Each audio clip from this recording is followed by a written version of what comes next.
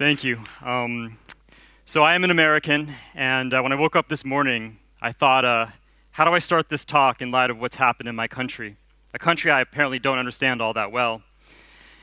And I thought to myself, I can come up here and make a joke, or I can apologize on behalf of my country. But there's some things that can't really be leavened with humor, at least not right away. And I think there's only two things that I can really say about what happened. One is that those of you who have hugged me today, thank you. That actually has helped more than you realize. And two, I'm about to talk to you about a militant group that understands something very essential about the way communications technology works to pursue an extremely sinister goal. And I want to make it explicit about there are some parallels between what happened in my country yesterday and what I'm about to talk about right now. And I'll let you guys divine those on your own. I should also say that I'm not much of a programmer. To this day, my best programming language remains Logo. I'm really good at making that turtle move. So looking out on the extremely talented coders out here, I feel a little out of sorts. One thing, what I do, however, is I tell stories. And I want to begin my talk by telling not a very happy story, but an important one concerning this young couple. In the foreground, that's Tashfeen Malik. In the background, that's Saeed Farouk. Last December 14th, this young couple walked into a holiday party that was being held by the Department of Public Health of San Bernardino, California. Saeed worked there as a restaurant inspector. They walked in. By the time they walked out 2 minutes later, they had murdered 14 people using semi-automatic weapons. They strolled to their car that was in the parking lot. Tashfeen took out her iPhone 4S, opened her Facebook app, and she made a post. She posted, "We pledge allegiance to Abu Bakr al-Baghdadi, the head of the Islamic State." They had no real connections with the Islamic State. They had never traveled or met anyone from the Islamic State. There was no real evidence they'd ever processed any kind of propaganda or very much propaganda. Yet they had committed this atrociously violent act in this man's name. Within hours, they were dead. They elected to die in this shootout with police in San Bernardino. And of course, right after this happened, the media descended on San Bernardino in a swarm, went straight towards the townhouse where this couple lived. And actually, the landlord of the townhouse, surprisingly, let all these camera crews come in and just explore the house. So all these camera crews are roaming around, looking at, just taking images of the real domestic life this couple had. Very basic stuff, dirty dishes in the sink, newspapers and books all over the place, clothes that had to go to the laundromat. But sooner or later, they all gravitated to a certain room in this house. It was the room that had this. This was the crib where their 6-month-old daughter slept. They had left behind a 6-month-old infant to go commit these murders, making her an orphan. And this, for American audiences, and I think all Western audiences, was just impossible to process. How could anyone do this? How could anyone abandon their child to go and commit mass murder? And so this is what really loomed in people's imaginations and was a kind of a symbol of the horror that had occurred. It was galvanizing for people in many ways. Well, a world away, don't think for a second that the Islamic State was not paying attention to this imagery and the effect it was having on American audiences. A week later, the Islamic State published the 13th issue of Dabiq. This is its English language electronic magazine. It publishes as a PDF. One of about a dozen magazines they put out in electronic format, languages ranging from Russian to French to Spanish. This is the English one. And they distributed this. And the lead story in this, they'd done in only a week turnaround time, was about the San Bernardino attacks. And what they did was so sly. They took that image that had shocked the conscience of so many Americans, and they completely inverted the meaning of it. In their nomenclature, this was a symbol of heroism, of sacrifice, of obligation fulfilled, the highest obligation possible. And when people became aware of this twisting of this imagery that had shocked them, it accomplished exactly what the Islamic State tries to do with its media. And that is create a fearsome brand that we interpret their group as being more powerful and menacing than it really is. So this was a successful media operation for them. At the time that issue of Dabiq came out and those attacks happened, I was working on a long-term project for Wired magazine, where I was really trying to investigate how the media machine of the Islamic State operates and how it's become so fundamental to what they're trying to accomplish, building a functioning nation state with people from all over the world coming to them.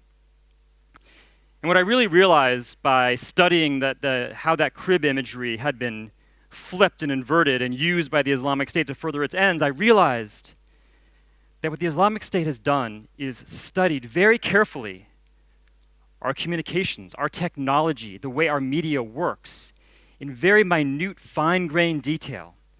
And they've been able to create this bizarro version of our media, reflecting back what we've created with their own values and strategy.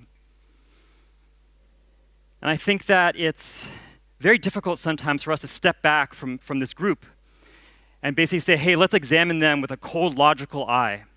Because we think by doing so somehow gives them legitimacy, legitimizes what they do by treating them almost as an equal, as a functioning entity. We want to just think of them as this bunch of violent yahoos. But that's not the way that we ultimately triumph over what they're trying to build. We need to take a step back and logically and rationally look at what they've done in constructing and manipulating media to their ends, so we can understand, and how people in this room can understand, how to build the tools and create the strategies to counter what they're doing. Now, in one sense, what they're doing isn't really that new. There's a long history of militant and revolutionary groups who understand something very intrinsic about new technologies and how it can aid them in spreading their message and drawing new recruits. I'm going to give you a few examples. Right here we have an image from the infamous 1915 movie Birth of a Nation, W.D. Griffith. A very famous pro-Ku Klux Klan movie. And it came out, and what the Klan realized is that this was a great recruiting tool for them. People would come into Klan offices and come to Klan officials and want to join because they'd seen this movie. And so the KKK, as insidious and awful as it is, came to a great realization for them, which is that let's invest in, this is 1915, in mobile projector technology. And so let's bring these films to towns where there are not yet movie palaces or movie houses, and we can set up screenings of this film in outdoor areas with mobile projectors, which then were a very novel technology. And therefore, we can kind of excite people and get new recruits and spread terror. And this was actually, they used this as a recruiting tool up until the 1970s, in fact. They were holding screenings of this movie. The Popular Front for the Liberation of Palestine, a militant group in the 60s and 70s that was interested in establishing a Palestinian state. This was really the heyday of the evening newscast. This was the first time that really they were able to beam back footage same day and create newscasts, stitch them together. And of course, whatever the newscasts set the political agenda at that time as well. Newscasters are so powerful. So the PFLP realized this, and so they built a strategy around it, a strategy of action, which is that they decided to focus on hostage takings, not to use hostages as ransom, not to execute hostages, but to use hostages as a chip to bring in film crews. So this is a very famous incident. This is the Dawson's Field hijacking in 1970, where they hijacked 3 planes simultaneously, brought them to a desert airstrip in Jordan, brought the passengers out, and said, news crews of the world, come, and we're going to have a press conference here. And this, of course, led every single newscast, caused a reaction from President Nixon, instituting new security measures, exactly what they wanted, because they understood that newscasts of that day were the #1 way people got their media. More recently, the Zapatista movement in southern Mexico. When it began, was just one of countless small insurgencies based around grievances of small ethnic groups against army oppression, but really had no standing outside of southern Mexico. Even in Mexico, it wasn't really that well known when it began. But they found something very interesting, is they found if they could get a few English-speaking university students to use bulletin board systems, to post what their beliefs are about their struggle, and kind of recruit people, especially on college campuses around the world, to spread their messages furthermore on bulletin board systems in their native languages, they were able to elevate the visibility of their movement to a great degree, to the point where they became one of the most recognizable militant groups in the world for a time. And of course, Osama bin Laden and Al-Qaeda was able to use video technology and the distribution through the internet to exert command and control. When he was in hiding for many, many years, bring a cameraman up to the mountain hideaway you have in Pakistan and Afghanistan, deliver messages. These are put on password-protected sites that are accessible to trusted Al-Qaeda members. That video can then be distributed around the world, both to trusted newscasts and also printed in physical media and be distributed in markets around the world. And so it's really in the wake of Al-Qaeda's greatest military triumph, the attacks of 9/11, that we get the first inklings of what would become eventually the Islamic State. And of course, it begins with this man, Abu Musab al-Zarqawi, a Jordanian street criminal. Basically had served time in prison in Jordan for minor violent crimes, muggings, robberies, things of that nature. In 2004, in the wake of the American invasion of Iraq, there's a number of Sunni militant groups that arise in Iraq. And he decides to go over there and basically seek his fortune, make himself seek fame, seek power, by leading one of these militant groups, basically a street gang. Now, this is not an educated man. I think he's like a 7th or 6th grade dropout, not a man who reads a lot, thinks a lot, but he understands some things about branding and media that really fed into his power. The first thing he does is he cuts a deal with Al-Qaeda to basically take the Al-Qaeda brand onto his group. It becomes a franchise of Al-Qaeda. It becomes Al-Qaeda in Iraq. Secondly, he looks at Al-Qaeda's media, Osama bin Laden looking at the camera, giving messages in his solemn voice, often of the theological nature. And Zarqawi realizes something, that if he wants to get his movement going, he needs to create a different kind of media. He needs to create a media of action and violence and brutality. For one thing, these kind of images resonate multilingually. You can show images of violence and atrocities, and those are going to resonate with people no matter what language they speak. They don't have to speak Arabic. And two, they're going to appeal to people that are the people he needs. People that are the most brutal, the most willing to commit violence for him and be allied with him because he brought them from all over the world to also seek their fortunes in Iraq. And so he actually becomes infamous for videoing his horrible atrocities, most infamously the beheading of an American contractor named Nicholas Berg, who was setting up cell phone towers in Iraq. He beheads him, makes it into a production, actually. This is disseminated, makes him notorious, excites many, many people to come join his cause.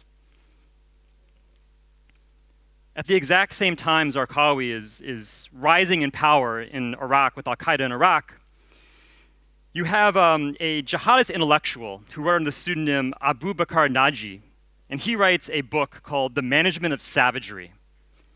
And this becomes really the foundational text of what will become the Islamic State. Now, Naji's theory, basically, is that a militant group that wants to build an empire, create a functioning nation state, what they need to do is they need to look for places on the map where law and order is completely broken down. So you sweep in with your armed group, you establish law and order, often in very brutal means. You start providing basic government services like sanitation, electricity, clean water if possible. So you do these in lots of different cities in a region. And slowly over time, the idea is that your cities grow and the regions you control grow like ink blots. And eventually they coalesce into a coherent empire, really. But there was something very foundational to what he talked about, and that was media.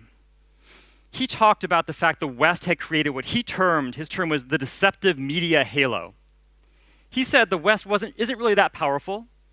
They're not invulnerable. There was no sense that Western values will actually win in the end. That's just a narrative the West has created through its ability to manipulate media. And so what he advocated, and this is the crucial passage, I think, from the Management of Savagery for understanding what the Islamic State became, is he said we need to study what the West has done in creating this deceptive media halo. We need to counteract it and then create our own. And in fact, as an aside, he actually in this book advocates people ordering books off Amazon to understand. I don't know what their shipping policy was for that part of the world at the time, but he actually told his followers to order organizational and media studies books off Amazon so they could study how to do this. So of course, Al-Qaeda in Iraq becomes the Islamic State in Iraq after Zarqawi's death, and then once Syria enters a chaotic period after the start of the civil war in 2011, it becomes ISIS and eventually the Islamic State, what we know today, this entity that's actually trying to build a restored caliphate, an Islamic empire. So let's look about how they weave media into every facet of how they've been able to accomplish what they've accomplished so far. And let's first start on the ground level. The very first thing, once they've established any kind of semblance of a control in a city in Iraq or Syria, where have you, Libya, is they set up these media points. Because the first thing the way they use media is to control and message the local population. And so, for example, they will set up screening rooms for people to come and look at videos they've created. And they do this in large part to communicate what's expected of you as a citizen of this city. They try to tell you about the services they will provide, and they also try to scare people. And they show atrocities, they show brutality. So this is a big part of how they command and control on the local level. But you'll see these public viewing places often are in older audiences. These are people who are actually more accustomed to going to movies. And what the Islamic State has found in its research on this is that the younger generation, who they really depend on to become soldiers, especially in their movement, often don't like to consume media together. They like to consume it individually on their devices. And so a lot of what these media points are about distributing media in ways that's going to be consumed by younger people. And so this is a dissection of what a media point kiosk looks like. This is a media distribution kiosk, and you can see the kind of different things that are available here. They handle a lot of flash drives, photos, MP3s. They actually have a whole system of, music is basically forbidden in the Islamic State, except for a type of holy music called nasheeds. And they've actually built a whole network of recording studios and actually have some recording stars who record these and then they distribute them as MP3s, SIM cards for people to watch this material. So they're very aggressive about loading their material and distributing free media to people. And of course, radio. TV is forbidden. There's no cable or broadcast TV, but there is radio. So one of the first things they'll do is they'll look for whatever functioning radio station there was in the city. They'll try to bring in an engineer from the outside that they've recruited, and then they will syndicate these. They make all the programming in Raqqa, their capital, but they syndicate these and then share them on file-sharing networks. And so these are a sample of the programming that will be on there. Your doctor on the air has been always the one that's fascinated me the most that I like to hear. So once they've established control on the local level, the next thing they get to doing is making content to be distributed around the globe. Because this is an organization dependent on people emigrating to the territories they hold. And in fact, the credo of the Islamic State is remaining and expanding.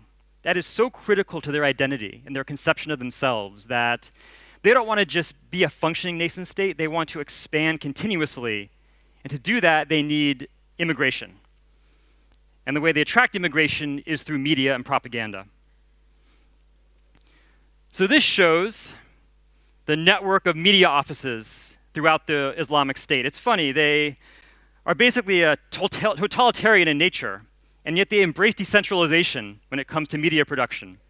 In fact, each of these offices, which is kind of on a provincial level, all these ones down here at the bottom, are basically able to function independently. And not only that, but recruit their own talent. And this has been a big part of their strategy. Some of you may have heard, in fact, that as a media expert, someone with expertise in production or any kind of technology that's involved in communications, you actually get paid double what someone who's actually fighting gets paid. So I believe the average salary for a media expert is $700 a month, where $350 for an experienced fighter. So clearly you can see how much they value people with those kinds of skills to create content they can push out onto the world. What kind of content do they create for international audiences?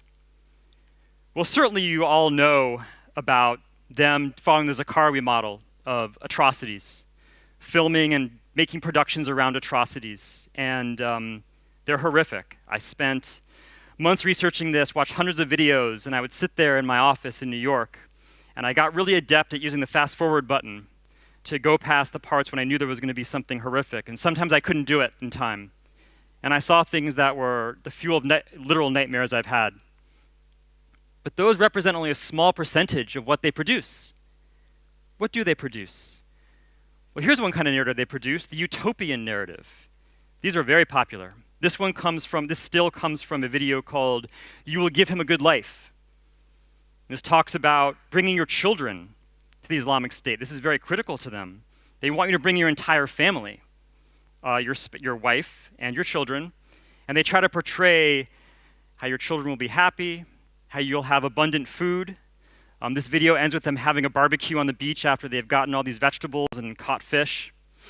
So this is important. They really try to create a kind of a Hollywood-style utopian vision of what your life is going to be like if you emigrate to the Islamic State. I think number two, and perhaps even more important, is the functioning state narrative. You know, it's really important to them that they're perceived around the world as having a functioning economy that is not just dependent on things like smuggling and having black markets. They actually have all the accoutrements of life that people are familiar with in their native societies. Carpentry, car repairs, that the stores are full and abundant and have tons of things. And also good governance. I mean, this is one thing a lot of people who are attracted to the Islamic State often cite, that they live in corrupt societies. Political corruption leads to political persecution for many people. And so the Islamic State goes through great pains to talk about the fairness of their system. And this is from a video about their taxation system, which they go into extraordinarily great depth in explaining. This one explains how much you have to pay per sheep and goats that you own in the Islamic State. And of course, the multilingual nature and the narrow-casted nature of these videos and this propaganda. You know, they're trying to appeal to communities all over the world that speak dozens of different languages and have dozens of different life experiences, and perhaps dozens of different reasons for wanting to uproot their entire family and go to the Islamic State. So this one comes from a video called "A Message to the Balkans." It's all in Bosnian and Albanian. This is a fighter here who obviously brought his family to Syria to fight. And what he's talking about here is the fact that in his native country, that there were police raids of Muslim homes, that they were automatically suspected of being terrorists because of their religion, because they went to the mosque. And the worst part was that then the police would see their wives uncovered. And this was a horrible humiliation to them. And he cites this as being a very powerful reason for his brothers and sisters to come join him. But you contrast this with something geared towards people from the Caribbean. There was a video for people who are from Trinidad, talking about their lives weren't so bad in Trinidad. They actually say that. It's like, yeah, life was pretty good, but I wanted to attain something higher. I was aspirational. I want to practice more pure, true Islam. And so they have these different messages, and they're very specifically tailored to the audiences around the world. And of course, the Islamic State loves to show off its mastery of technology, personal technology in particular. They want people to understand that they're not going to be going backwards in time, that in fact they're up on the latest and greatest advances. And this comes from a video. It was the first time that they'd used a drone to actually film a suicide bombing. And in this video, they show it's in Libya, and they show the truck going into this populated area from the drone's eye view, and then they show, I guess, the cameraman or someone watching it on the Android app that actually was watching streaming the footage as it was filming this act of violence. So once you reach people's hearts and minds with your propaganda and your content, you need a way to communicate with them. You need a way for them to reach out to you, and you reach out to them, establish communication, and organize logistics with them about how they get to where you are. And so the Islamic State has been totally app agnostic in terms of doing this. They have been incredibly aggressive about using every single messaging app there is, regardless of its security. I think this is a big kind of piece of misinformation. We've been told that they really favor these ones that have the toughest encryption and they only communicate in secret, but that's not true. They don't really mind if someone they're recruiting gets picked up by the authorities in their native country. It's no great loss. And actually, to them, it's another piece of propaganda. Look, this person's being persecuted for trying to come and follow their destiny. So they're perfectly content to use non-secure messaging apps as well. If they feel that's a way to maximize their reach, they'll do it. Of course, sometimes they do need to use strong encryption. And obviously, you're all familiar with the governments trying to put backdoors in messaging apps. But I don't really think the Islamic State's too worried about that because they have enough technical expertise to roll out their own messaging apps if need be. So if they need to use this for command and control to plan attacks, coordinate something, they can use their own kind of, homebrew apps that have strong encryption. And this here is actually the founder of Telegram who'd come over so much fire talking about, well, they're going to do this anyway, but I'm not the problem. Except that the Islamic State sympathizers and supporters don't really communicate with each other. They only communicate in secret. They also like to be public about their political statements.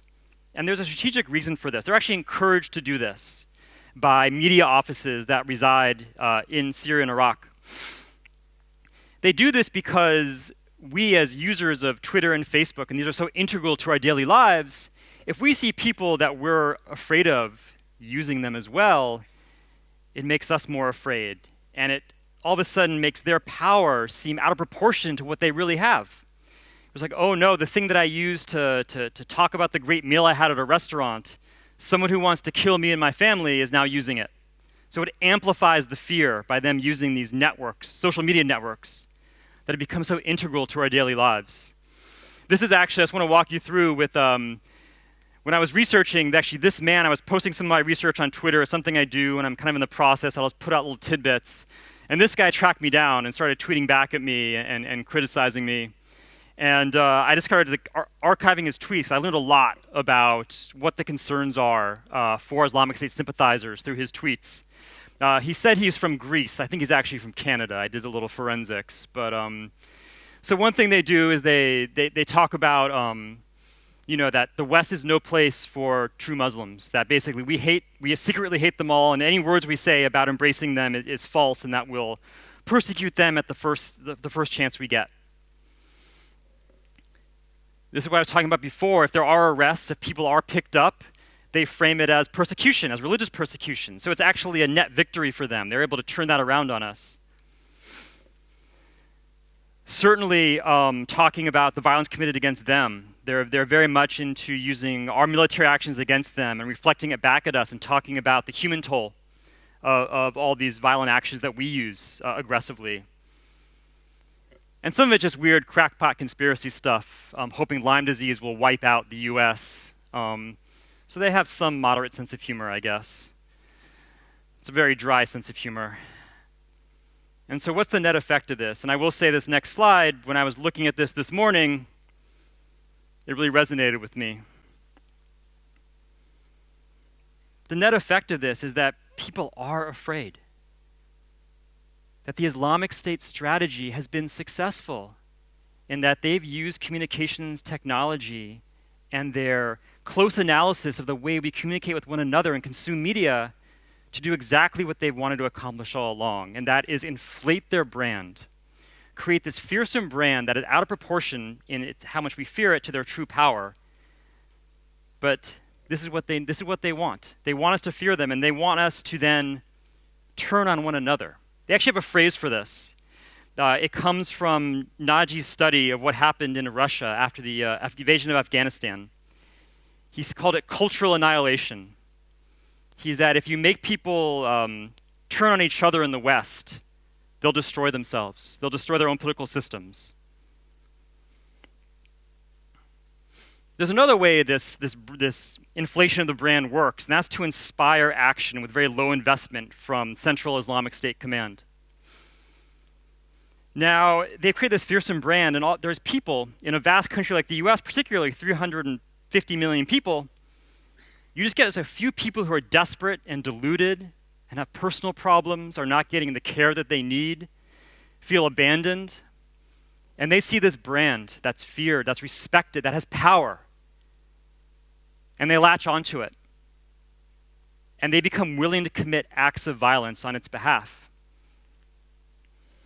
I think this is a perfect example, one that most people probably haven't heard of, very anonymous, but has happened many times in the US. A man named Edward Archer in Philadelphia, out of nowhere, just runs up on a police car and fires into the police car and shoots 2 police officers. The officers live.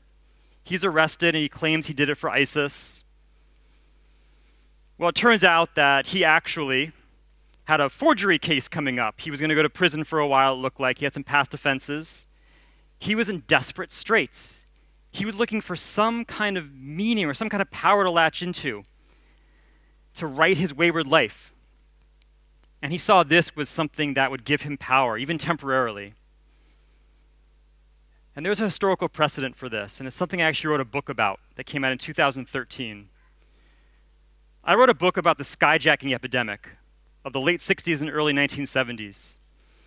Now this seems so alien, especially for some people here are quite young and probably can't remember a time when there wasn't just massive security everywhere when you walk in an airport. I'm just old enough to remember having people meet you at the gate at the airport.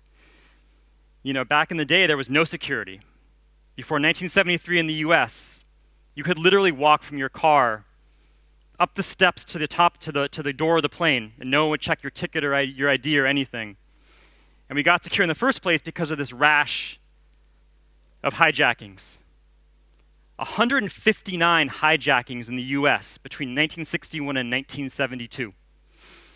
For various reasons, people wanted to go to Cuba, people wanted to go to Argentina, Italy, and some people just wanted money. They wanted, and they often said if they wanted money in particular, like these folks who had an FBI agent in a swimsuit come out with $1 million in a suitcase in 1972, that they were doing it for a political cause. I'm doing this for the Black Panthers. I'm doing this for Puerto Rican liberation. I'm doing this because I oppose the war in Vietnam. All the kind of fashionable causes of the day. But if you scratch beneath the surface of their stories, you would find people who were in desperate straits, who were deluded, who had romantic or money problems, who needed psychiatric care. And they found these brands to jack into that would give them a sense of meaning, a sense of purpose, and it would give them attention. The problem is we could end this by increasing security on planes, metal detectors, searching people, not letting everyone get on a plane with a gun anymore. The kind of violence we're facing now in all physical spaces, you can't really address that way. So what's the future for the Islamic State, and what is being done to counter their media machine they built, and what can be done? Well, clearly you've probably all been following what's been happening in Iraq with the assault on Mosul. So there's clearly a military part of the solution. There's lives being lost as we speak today in this battle for this Iraqi city, which is so important to the Islamic State's identity. But there are so many other places in this world where there's been a complete breakdown in law and order. And those are the places that this strategy that Naji talked about is going to flourish. You can't stop it unless you put in your own law and order, and that's very difficult in a place like Libya, where you've seen more and more Islamic State presence as the months go by. And of course, they're able to franchise. They're able to use the fact they have communications technology that they can expand out and kind of adopt groups in other parts of the world and make them kind of pledge allegiance and then say, use our strategy. Here's the playbook. Here's Management of Savagery. Here's how we did this. Open a media office. This is a group in the Philippines that swore allegiance to the Islamic State and is now an Islamic State affiliate with its own media office in the southern Philippines. And what the US has done to counteract this media has been laughably awful. We have a State Department that basically set up this place called the Global Engagement Center. And they basically started a Twitter account, and they basically say, well, we'll just like push back against their lies. That's what we'll do. We'll like show everyone that their lies are wrong. Well, that's a horrible strategy. Because people who are convinced of this, trying to use this kind of logic coming from a government entity that's your adversary, is immediately distrusted. There's no authenticity. And you can see that 8 retweets on this, so not the most effective strategy. So I think we need to think about, what does the Islamic State fear? What do they fear? If you look at their media, there's something they very clearly do fear. Their biggest fear is people leaving. The people that are leaving, that are voting with their feet, that are coming to places like Sweden to find new lives, to flee this violence. Last year, the Islamic State released a huge amount of media right around this time of year about the refugees, about people leaving. And basically, some of these videos begged them to stay. Some of them excoriated them, saying these people are infidels if they're leaving.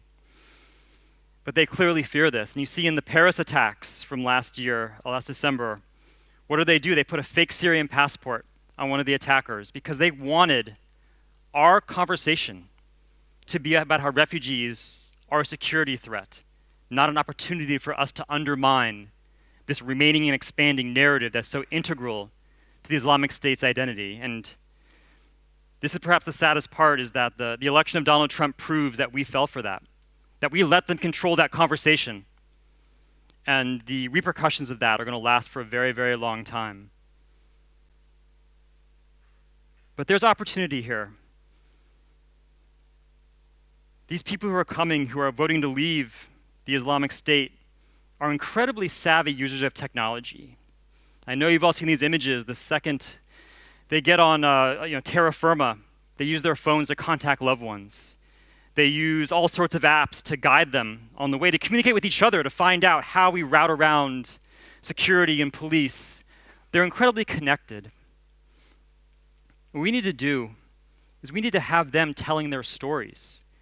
The US government should not tell these refugees stories. That's going to immediately invalidate whatever those stories are. They can't be filtered through the US government or through any Western government. No, we need to give them the tools and the access that they need to create and disseminate their own stories. And that's why I came here. That's why I traveled so long to be here, because I knew I would be in a room with the most talented people in the world capable of doing that. And so I want to end by saying that I want to talk to all of you. I think this is the beginning of my talking to people in this room, not the end.